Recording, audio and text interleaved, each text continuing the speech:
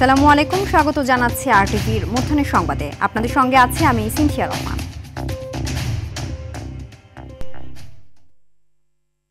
জুলাই আগস্টের গণহত্যায় মানবতা বিরোধী অপরাধের মামলায় সাবেক প্রধানমন্ত্রী শেখ হাসিনা সহ ৩ আসামির বিরুদ্ধে আজ সাক্ষ্য দেবেন জুলাই আন্দোলনের অন্যতম যোদ্ধা জাতীয় নাগরিক পার্টি এনসিপির আহ্বায়ক নাহিদ ইসলাম। যদিও মঙ্গলবারও তিনি ট্রাইব্যুনালে এসেছিলেন, তবে দৈনিক আমার দেশ সম্পাদক মাহমুদুর রহমানের সাক্ষ্য গ্রহণ শেষ না হওয়ায় নাহিদের সাক্ষ্য নেওয়া সম্ভব হয়নি। আজও চলছে মাহমুদুর রহমানের জেরা। দুপুর নাগাদ নাহিদ ইসলামের সাক্ষ্য গ্রহণ শুরু হতে পারে বলে প্রসিকিউশন থেকে জানানো হয়েছে।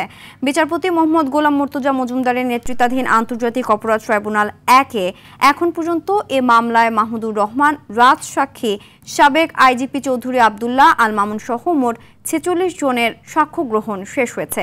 এদিকে ট্রাইব্যুনাল ২-এ জুলাই আন্দোলনের ৫ আগস্ট সাভারের আশুলিয়ায় হত্যার পর ৬ জনের লাশ পোড়ানোর ঘটনায় করা মামলায় দ্বিতীয় দিনের সাক্ষ্য গ্রহণ শুরু হয়েছে।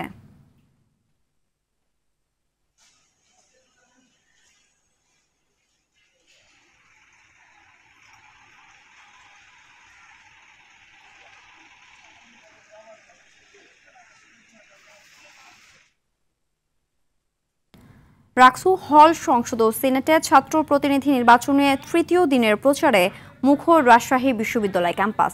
চায়ের আড্ডা, বিভিন্ন একাডেমিক ভবন ও মেস এলাকায় ছুটছেন প্রার্থীরা। ভোটারদের মন জয় করতে দিচ্ছেন নানান প্রতিশ্রুতি। অন্যদিকে রাকসু নির্বাচনে ১১টি প্যানেল বিভিন্ন নামে ভোট যুদ্ধে অংশ নেবে। আগামী ২৫ সেপ্টেম্বর ভোট গ্রহণের জন্য ৮টি একাডেমিক ভবন সহ মোট ১৭টি ভোট কেন্দ্র তৈরি করা হচ্ছে।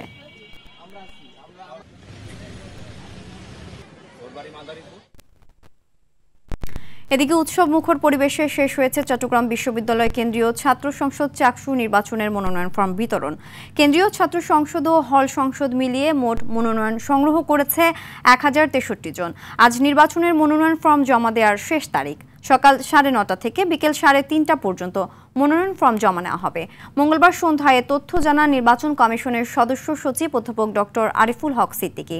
যাচাই বাছাই শেষে চূড়ান্ত প্রার্থী তালিকা প্রকাশ করা হবে ২৫ সেপ্টেম্বর। এছাড়া ভোট গ্রহণ অনুষ্ঠিত হবে ১২ অক্টোবর। এবারে চাকসু নির্বাচনে মোট ভোটার ২৭,৬৩৭ জন।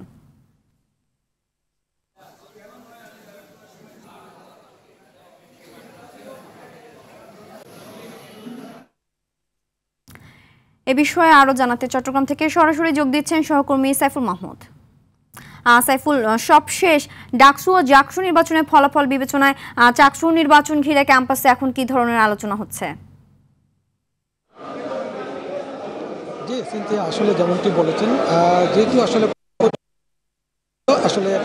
সেজন্য সবার দৃষ্টি এই মুহূর্তে কিন্তু চাকসু নির্বাচনকে ঘিরে। ইতিমধ্যে কিন্তু আসলে চাকসু নির্বাচন সফলভাবে সম্পন্ন করার জন্য নির্বাচন কমিশনার কিন্তু আসলে সব প্রস্তুতি নিয়ে রেখেছেন এবং যেই কেন্দ্রগুলোতে আসলে ভোট হবে সেই কেন্দ্রগুলোতে তারা কিন্তু আসলে সিসিটিভি ক্যামেরা মনিটরিং করবেন। যেখানে ভোট দিবে সেই জায়গাতে সিসিটিভি থাকবে না, বাকি সব জায়গাতে কিন্তু সিসিটিভি ক্যামেরা মোতায়েন করা হবে বলে জানিয়েছেন। ইতিমধ্যে কিন্তু মনোনয়ন ফর্ম জমা দেওয়ার শেষ তারিখ ৩:৩০ পর্যন্ত। এরপর কিছুক্ষণ আগে ছাত্রদলের পক্ষ থেকে একটি আবেদন করেছেন আরও ২ দিন সময়।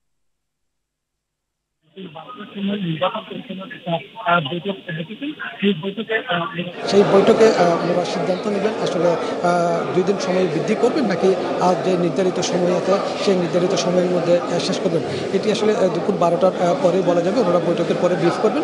তবে এখনও পর্যন্ত যারা নমিনেশন ফর্ম নিয়েছেন তারা কিন্তু একের পর এক আসছেন, জমা দিচ্ছেন। তবে দুপুরের পরে ইসলামী ছাত্র শিবিরের যারা ফর্ম নিয়েছেন তারা আসবেন বলে জানিয়েছেন এবং একই সাথে তারা প্যানেল পরিস্থিতি আগে যারা আসছেন তারা কিন্তু একের পর এক জমা দিতেন। আরেকটা বিষয় হচ্ছে যে সেটি হচ্ছে এই প্রথম চাকসুতে প্রার্থীর ড্রপ টেস্টের তার প্রার্থীতা বাতিল হবে বলে জানিয়েছেন।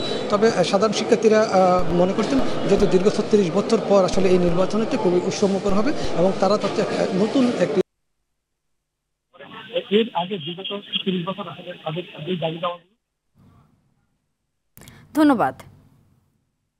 সংসদীয় আসন পুনর্বহালের দাবিতে আজও অবস্থান কর্মসূচি পালন করছে সর্বদলীয় সম্মিলিত কমিটি। সকাল ৯টা থেকে ৪ ঘণ্টা জেলা নির্বাচন অফিস ও প্রতিটি উপজেলার নির্বাচন অফিসের সামনে এই অবস্থান কর্মসূচি পালন করছেন তারা। শারদীয় দুর্গোৎসব উপলক্ষে জনসাধারণের দুর্ভোগের কথা বিবেচনা করে পূর্ব ঘোষিত হরতাল আগেই প্রত্যাহার করেন তারা।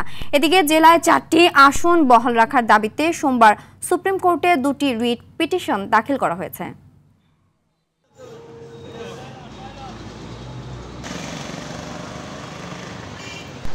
আমাদের যে 4টি আসন ছিল সেই 4টি আসন আমরা ফিরে পেতে চাই এবং 4টি আসন ফিরে না পাওয়া পর্যন্ত আমরা আমাদের আন্দোলন চালিয়ে যাব এবং এই আন্দোলন এখন যেভাবে আমরা অবস্থান কর্মসূচি করছি সেটার মধ্যে আমরা থাকবো না। গণস্বাক্ষর কর্মসূচি অব্যাহত থাকবে এবং পরবর্তীতে আমাদের আরো কর্মসূচি থাকবে। এ বিষয়ে আরো জানাতে বাগেরহাট থেকে সরাসরি যোগ দিচ্ছেন সহকর্মী SM শামসুর রহমান। শামসুর, অবস্থান কর্মসূচির বিষয়ে কি কি তথ্য আছে আপনার কাছে, বিস্তারিত জানাবেন।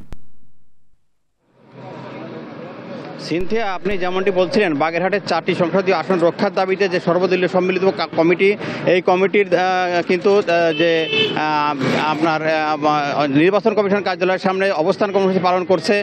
তারা কিন্তু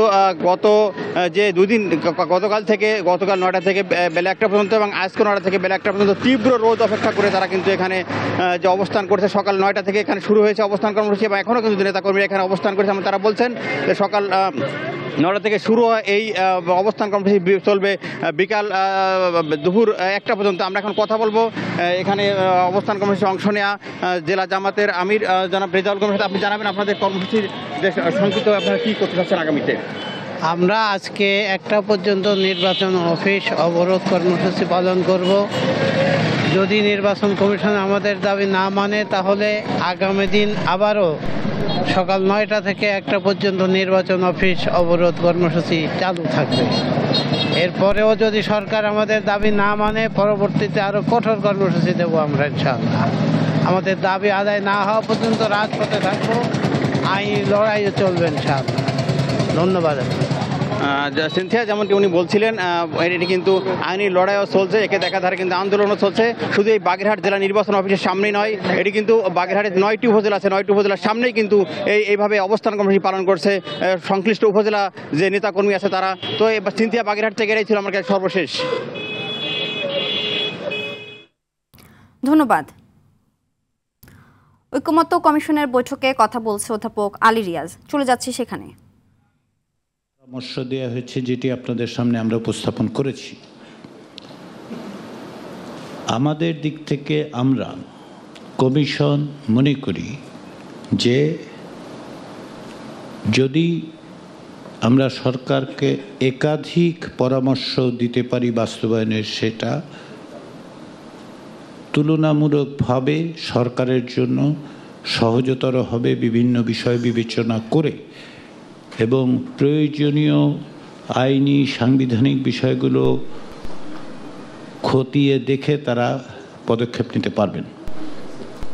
আমরা চাই যেটা খুব দ্রুত সম্পাদিত হোক, আমরা এক জায়গায় এই পরামর্শগুলো দিতে পারি। আপনারা জানেন যে মাননীয় প্রধান উপদেষ্টা জাতিসংঘের সাধারণ পরিষদে অংশগ্রহণের জন্য 21শে সেপ্টেম্বর থেকে দেশের বাইরে থাকবেন, নিউ ইয়র্কে থাকবেন জাতিসংঘের সাধারণ পরিষদে বক্তব্য রাখার জন্য এবং অন্যান্য কিছু বৈঠকে উপস্থিত থাকার জন্য। তিনি 2রা অক্টোবর ফিরবেন। আমরা এই প্রক্রিয়াটির পরিণতির জায়গা, অর্থাৎ আমাদের দিক থেকে যে সুপারিশ, সেটা আসলে প্রধান উপদেষ্টার উপস্থিতিতে তার সাথে আলোচনা করে দিতে চাই। তাহলে আমাদের জন্য বিকল্প হচ্ছে 21 তারিখের আগে যদি আমরা একমত হতে পারি বা বিকল্পগুলো নিশ্চিত হতে পারি, তাহলে আমাদের জন্য কমিশনের পক্ষ থেকে সেটা তাকে উপস্থাপন করা সম্ভব হবে।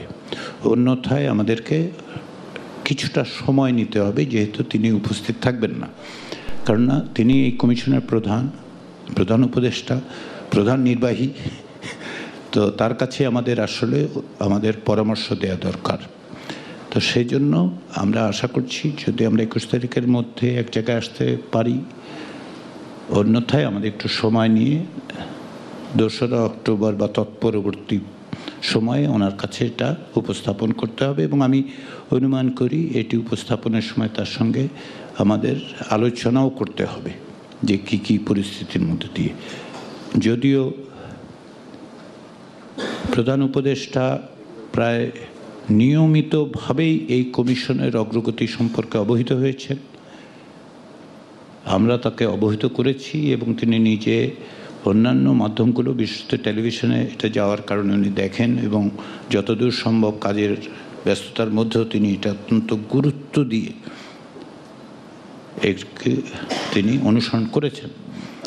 তারপরেও আমরা আশা করি যে আমরা যত দ্রুত সম্ভব একটা পরিণতির জায়গায় যাব এবং সেটা তাকে আমরা অবহিত করব এবং আমাদের পক্ষ থেকে সরকারের কাছে সুপারিশটা দিতে পারব।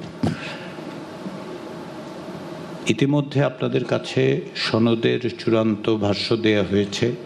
আমরা বলেছি যদি তথ্যগত ত্রুটি থাকে তাহলে আমাদের মনোযোগ আকর্ষণ করুন, কারণ তথ্যগত ত্রুটি থাকতেই পারে দু একটা ক্ষেত্রে এবং আমরা সেগুলো অবশ্যই সংশোধন করব।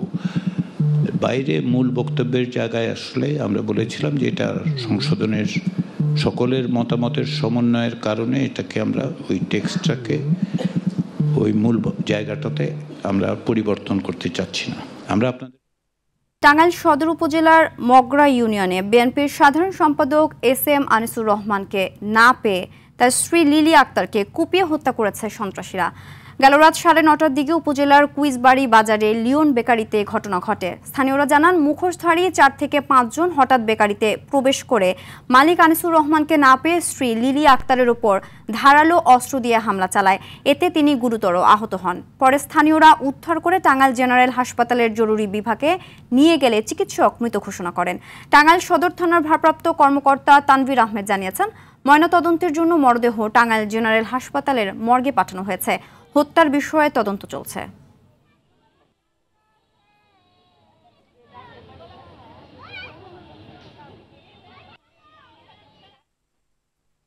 আসন্ন দুর্গাপূজাকে ঘিরে এবছর 1200 টন ইলিশ মাছ ভারতে রপ্তানির অনুমতি পেয়েছে 37টি প্রতিষ্ঠান। এরই মধ্যে ইলিশ পাঠানো শুরু করেছেন ব্যবসায়ীরা। প্রথম চালানে স্থলবন্দর বেনাপোল দিয়ে প্রায় 37.5 টন ইলিশ ভারতে পাঠানো হয়েছে।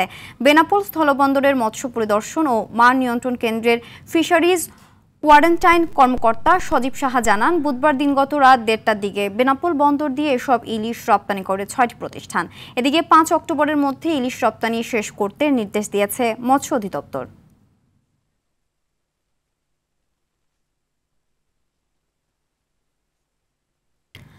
বিএসসি ডিগ্রিধারীদের উত্থাপিত 3 দফা দাবি অযৌক্তিক আখ্যা দিয়ে 7 দফা দাবিতে 7 রাস্তা মোড় অবরোধ করে বিক্ষোভ করেছেন পলিটেকনিকের শিক্ষার্থীরা। এ বিষয়ে জানতে সরাসরি যোগ দিচ্ছেন সহকর্মী Abdur Rahim.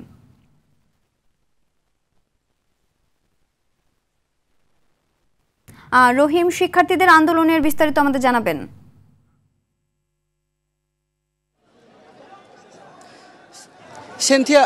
Cynthia polytechnic engineering শিক্ষার্থীদের যে সারা দেশে 6 দফার দাবিতে যে আন্দোলন সেটি কিন্তু চলমান রয়েছে এবং 7 রাস্তার মোড়ে যে শিক্ষার্থীরা পলিটেকনিক শিক্ষার্থীরা আন্দোলন করছে তাদের 4 দফা দাবিতে তারা আন্দোলন করছে। তাদের প্রথম দফা দাবি ছিল প্রকৌশল অধিকার আন্দোলন কর্তৃক ডিপ্লোমা প্রকৌশলীদের প্রকাশ্যে গুলি করে হত্যার যে হুমকি সেটির প্রতিবাদে তাদের শাস্তির নিশ্চিত করার জন্য মূলত তাদের একটি যে দাবি।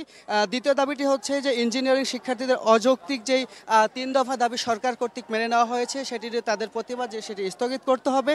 এছাড়াও 3 নম্বর যে দাবিটি সেটি কারিগরি ছাত্র আন্দোলন বাংলাদেশের উত্থাপিত যৌক্তিক 6 দফার দাবি রূপরেখা এবং সুপারিশ অনুযায়ী পূর্ণাঙ্গ বাস্তবায়ন করার যে কথাটি সেটি তারা বলছেন।